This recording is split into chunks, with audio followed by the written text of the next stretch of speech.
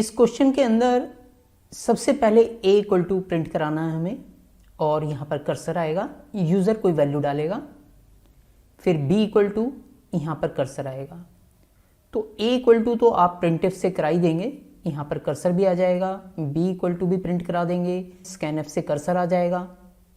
ये statement as it is print करानी है तो प्रिंटफ से आ जाएगा।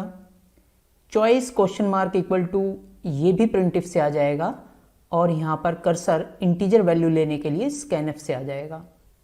यहाँ पर इंटीजर वैल्यू क्यों लेंगे? क्योंकि इनमें से कोई चॉइस डालेगा 1, 2, 3 या 4, यूज़र जो डालेगा इनमें से कोई नंबर डालेगा। अब इस नंबर के बेस पर हमें रिजल्ट शो करना है।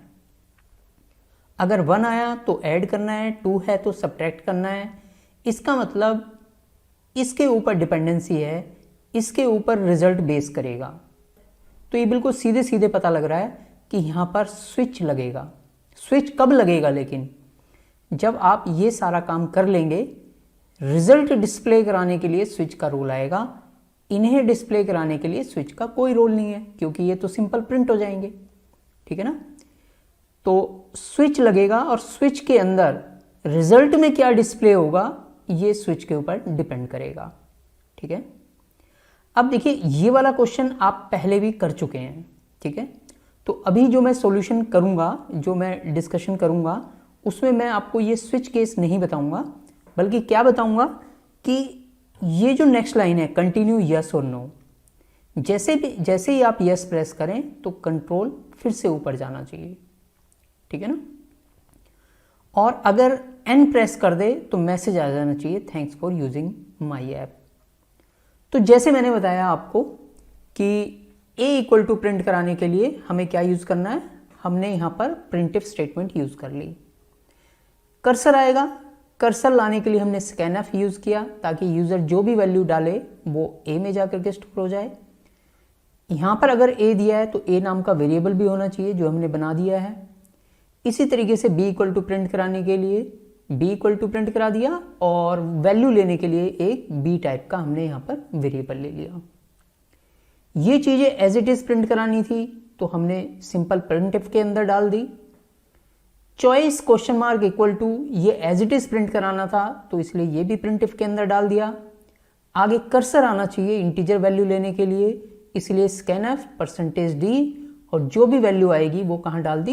इस वेरिएबल में। वेरिएबल का नाम रख दिया हमने चॉइस। आप कुछ और भी रख सकते हैं। अब क्योंकि रिजल्ट जो डिस्प्ले होगा वो इसके ऊपर डिपेंड करेगा, तो इसलिए स्विच के अंदर वो वैल्यू जाती है जिसके ऊपर रिजल्ट डिपेंड करेगा, यानी चॉइस। अब अगर चॉइस में 1 डाला तो इसका मतलब केस 1 एग्जीक्यूट होगा। केस 1 में हमने क्या कर दिया? रिजल्ट इक्वल टू %d, यहाँ पर किसकी वैल्यू आएगी वो यहाँ पर बता दिया, यानी प्लस होकर के वैल्यू डिस्प्ले हो जाए। लेकिन अगर यूजर ने चॉइस 2 डाली तो कंट्रोल यहाँ पर नहीं जाएगा, फिर कहाँ जाएगा? केस 2 में जाएगा। केस 2 में जाएगा तो क्या प्रिंट करेगा? Result equal to a minus b का जो भी रिजल्ट आया होगा वो प्रिंट कर देगा। अगर यूजर ने 3 डाला तो मल्टीप्लाई करके शो करेगा। अगर यूजर ने 4 डाला होगा चॉइस के अंदर तो केस 4 पे जाएगा और डिवाइड करके रिजल्ट डिस्प्ले कर देगा। अब अगर हम क्वेश्चन को देखें तो रिजल्ट आने के बाद प्रिंट होना चाहिए कंटिन्यू यस और नो, और इसके आगे कर्सर आना चाहिए ताकि एक वैल्यू यूजर डाले, और ये वैल्यू क्या होगी? कोई कैरेक्टर होगी। तो इसका मतलब प्रिंट कराने के लिए हम लिख सकते हैं क्या? प्रिंटफ, और डबल कोट्स में लिख देंगे कंटिन्यू यस और नो।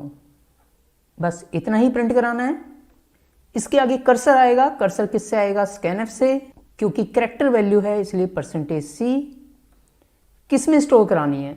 तो इसका मतलब एक वेरिएबल और लेना पड़ेगा। मैंने यहाँ पर ch लिख दिया है, तो कैरेक्टर टाइप का एक वेरिएबल ले लेते हैं, कैर ch। ठीक है? अब अगर यहाँ पर यस आता है तो हमें कहाँ तक काम रिपीट करना है? यानी फिर से हमें ये सारा काम इतना फिर से रिपीट करवा देना है। तो इसका मतलब कंट्रोल यहाँ से यस आने पे कहाँ मूव होना चाहिए? यहाँ पर मूव होना चाहिए, यानी डू लगेगा हमारा यहाँ पर, कर्ली ब्रेसेस स्टार्ट, और यहाँ पर कर्ली ब्रेसेस क्लोज। और यहां पे क्या लगेगा, वाइल। वाइल के अंदर कंडीशन लिखेंगे if C H equal to क्या, वाई। अगर सी एच के अंदर वाई है तो अब सीधा कंट्रोल कहां जाएगा, यहां पर जाएगा और फिर से ये प्रोसेस सारा रिपीट होगा।